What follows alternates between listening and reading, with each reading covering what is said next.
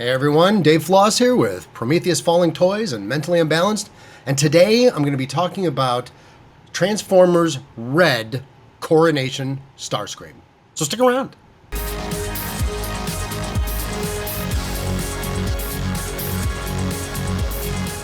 Hey everyone, Dave Floss here with Prometheus Falling Toys and Mentally Unbalanced, and we're going to talk about StarScream today, specifically the red version of StarScream, not the RID, Robots in Disguise, but the red, Robot Enhanced Design version of StarScream, specifically the Coronation version of StarScream. So the first thing you're going to notice is there are two StarScreams, and that is because I think one of the ways that we can compare and look at the red version of StarScream is to look at an alternate statue version of StarScream as well, and do at least a couple comparison points here. So next to the larger of the two StarScreams is the GameStop statue version of Starscream. Now, obviously, there are already some distinct differences, and we'll talk a little bit about that. But really, what I want to kind of talk about is, what are you getting? What is my opinion on what you're getting for what you're paying? For what you're paying for. So let's start with just quickly the GameStop statue. Great statue. Obviously meant to be extremely cartoon accurate, which it is. Looks like it's right off the screen. No real articulation. It doesn't move. It is just in a specific pose. And nice statue. Now, how much is it? Well, the retail price, $50. You might find it for around $40, but the retail price is $50. You can get an idea of scale. It's standing about 10 inches tall. It's got a great base with the Decepticon base. It's a good stand. It's all right. I don't know that it's $50 value necessarily. I have the G.I. Joe, several of the G.I. Joe statues of the exact same line from GameStop, and I actually much prefer the G.I. Joe. They're G.I. Joe as humanoid action figures in a single pose, and it works. Whereas Transformers, people immediately go towards, well, does it transform? Is it posable? No, this is just a static statue.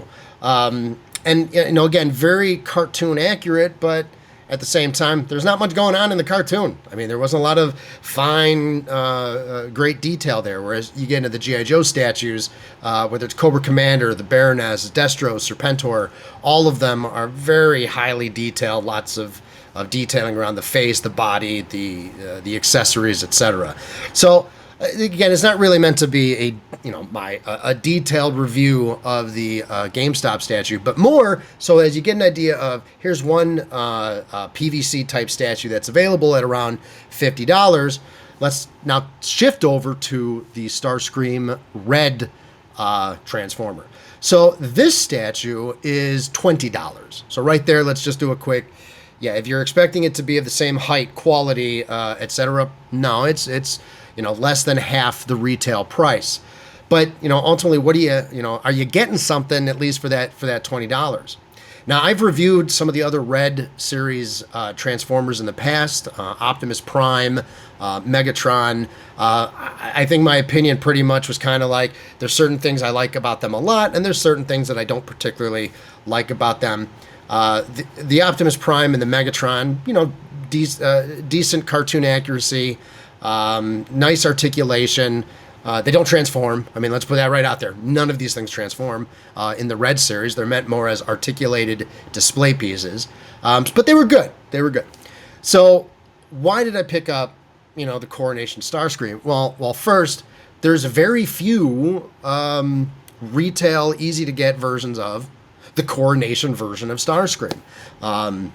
Several years ago, they did have a Transformer, StarScream Transformer that was a large scale, had a crown, didn't have the shoulders, didn't have the cape, etc. But it had a crown, which was kind of a neat, just one piece accessory. There is a release coming out. You might correct me on this. I think it's Studio Series, but there's a Studio Series Coronation StarScream coming out from Hasbro that I'm looking forward to.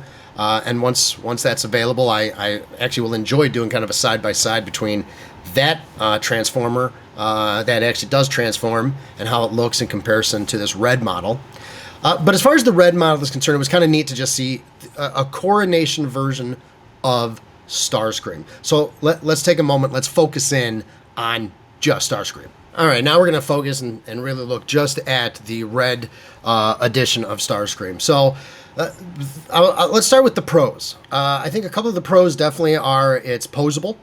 The shoulder blades, the cape, and the crown are all removable. So if you don't want to display it in coronation mode, you don't have to.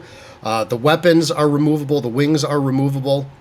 Which makes it a little bit easier to set up and configure and pose and then put those components potentially back on. I will warn you right out of the bat, and I've seen this across a lot of the red models that have come out for Transformers, is that they're a bit finicky. In other words, you don't want to be pushing too hard. This is kind of a flexible, pliable plastic or PVC type of material, and if you push too hard, it becomes apparent very quickly that you could easily bend or break a particular piece. So you still want to be relatively gentle with the model.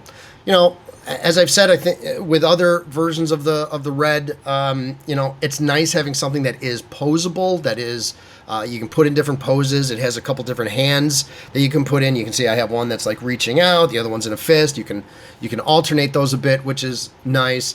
On the downside, you know, one of the things that makes it posable is in some cases some very clearly visible joints, right? So we can see, you know, in the elbow joints, they kind of stand out, right? The knees are okay.